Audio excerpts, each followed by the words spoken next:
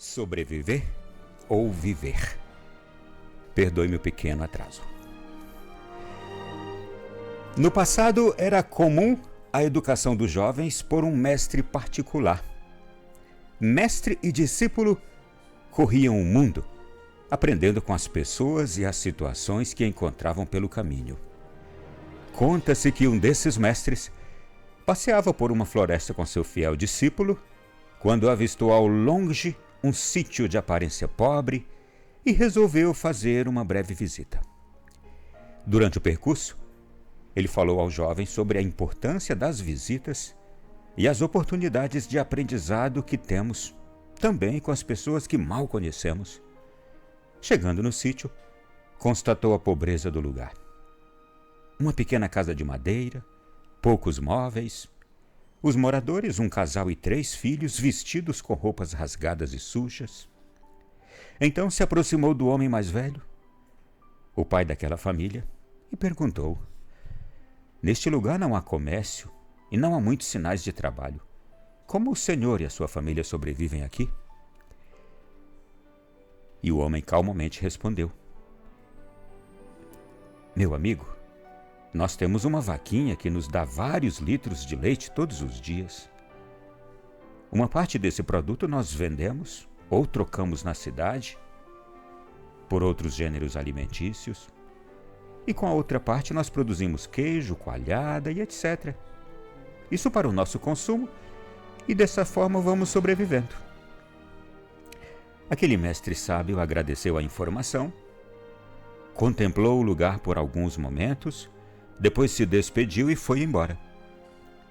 No meio do caminho, voltou ao seu fiel discípulo e ordenou: "Aprendiz, vá atrás daquela vaquinha, leve-a ao precipício, ali na frente, e empurre-a. Jogue-a lá embaixo." O jovem arregalou os olhos espantado e questionou o mestre sobre o fato de a vaquinha ser o único meio de sobrevivência daquela família. Mas como percebeu o silêncio absoluto do seu mestre, foi cumprir a ordem. Empurrou a vaquinha morro abaixo e a viu morrer. Uma cena que atormentou o jovem por muito tempo. Alguns anos mais tarde, fazendo o mesmo percurso, aquele jovem aprendiz, já não tão jovem assim, resolveu voltar àquela casa para ver como estava a família que ele pensou ter destruído ao matar a vaquinha. O único meio de sobrevivência que tinham naquela época. Quando se aproximou do local, avistou um sítio muito bonito, com árvores floridas, todo murado com uma grande carroça, ou melhor, todo murado, uma grande carroça, algumas crianças brincando no jardim. Ele ficou triste e desesperado, pois pensou que aquela humilde família tinha vendido o sítio para sobreviver. Já não estava mais ali. Então apertou o passo e logo que chegou foi recebido por um caseiro muito simpático. Perguntou sobre a família que ali morava há alguns anos. E aí ouviu do caseiro: "Não, eles continuam morando aqui." Espantado e sem acreditar, o jovem entrou correndo na casa e viu que era mesmo a família que ele tinha visitado tempos atrás, anos atrás, com o mestre. Ele então elogiou a fazenda, perguntou ao dono da casa, que já era um pouco mais velho, sobre o episódio da vaquinha. "Como foi que o senhor melhorou o sítio e está tão bem de vida assim? Porque eu soube que o senhor perdeu a sua vaquinha." E o homem lhe respondeu: "Olha, houve um tempo em que tínhamos uma vaquinha sim, mas ela caiu no precipício e morreu. Daí em diante começamos a plantar, cuidar das fruteiras, da horta, fazer alguns instrumentos e outras coisas manualmente. Tivemos de fazer outras coisas e desenvolver habilidades que nem sabíamos que tínhamos. E aprendemos muito. E graças a Deus, por causa daquela perda, prosperamos. E hoje temos tudo isto aqui, que o Senhor está olhando. Bendita a perda daquela vaquinha, sabe?"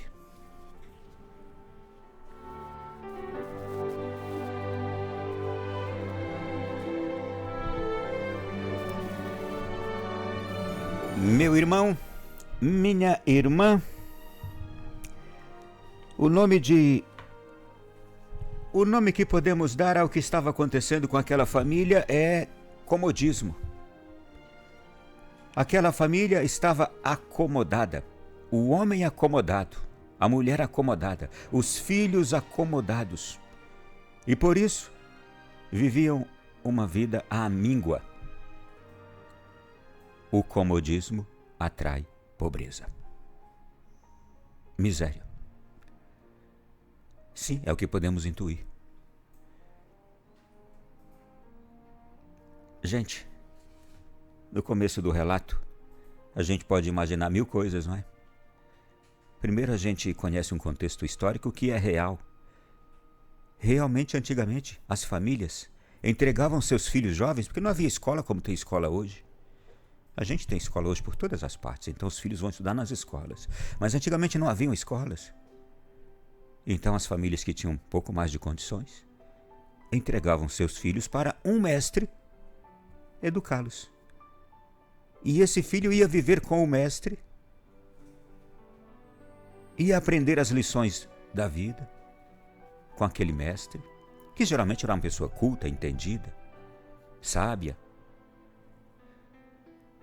E depois de anos, aquele filho era um homem preparado para a vida, conhecedor de muitos aspectos da vida, sim, com leitura, inclusive. Uma pessoa culta.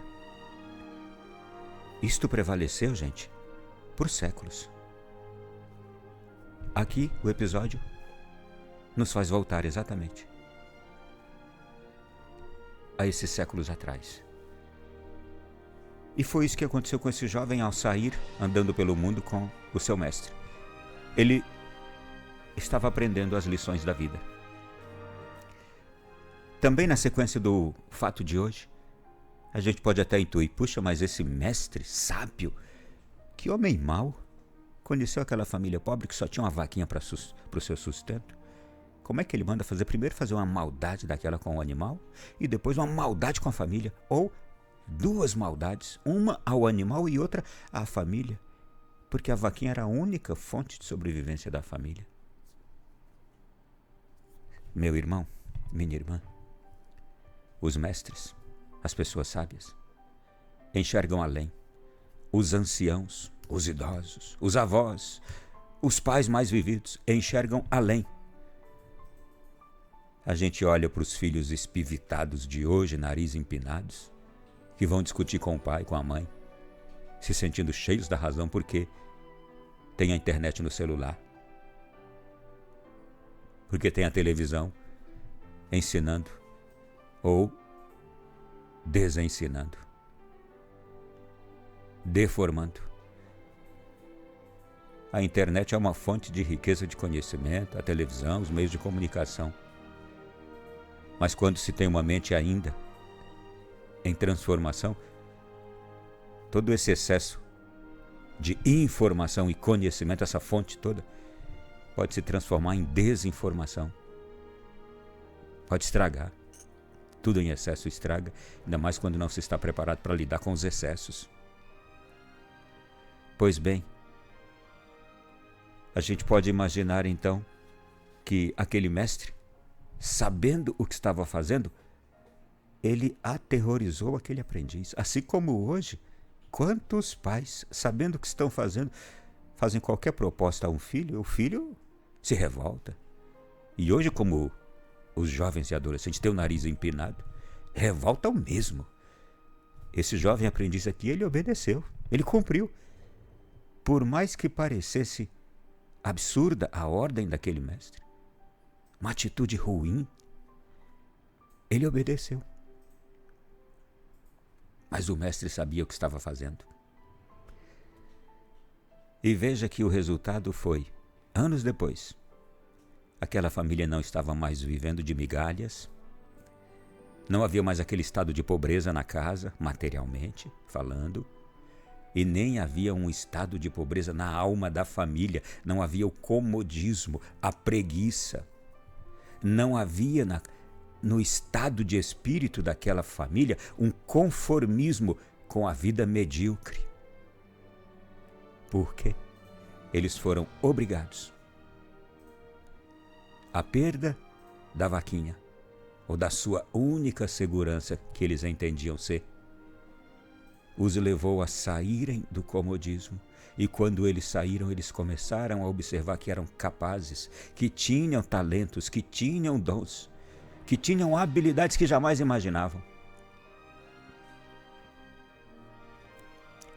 Assim também conosco.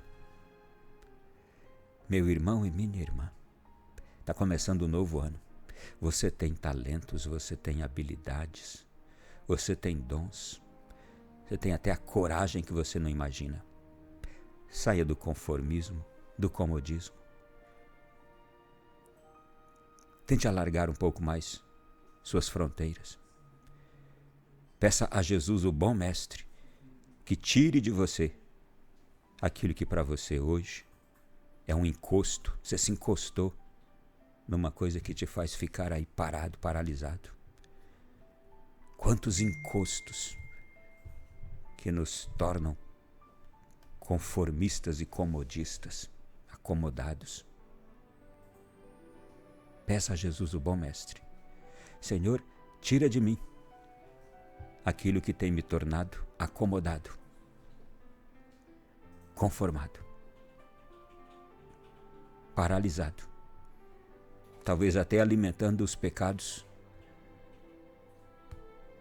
capitais, preguiça, gula, vícios diversos.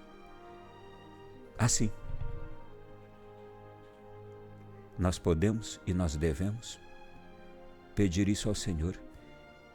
É uma providência para nós começarmos o ano mudando de fato aquilo que precisa ser mudado em nossa vida. Não esqueça disso. E, para concluir, o comodismo impede, gente, qualquer pessoa de crescer. E mais ainda, se a gente se acomoda nos pecados, nos vícios, se a gente se acomoda e entrega a nossa vida às atitudes que nos paralisam, espiritualmente paralisam, fisicamente nos paralisam, realmente nós não vamos ver nada mudar. O ano é novo, mas eu vou continuar velho. E eu desejo que também você, como neste ano novo, seja um homem novo, uma mulher nova. Portanto, diga: meu Senhor e meu Deus, faz-me um homem novo. Eu desejo, eu preciso ser arrancado, Senhor, deste comodismo, deste conformismo, deste estado paralisante em que a minha vida está. Eu preciso, Senhor, faz-me um homem novo.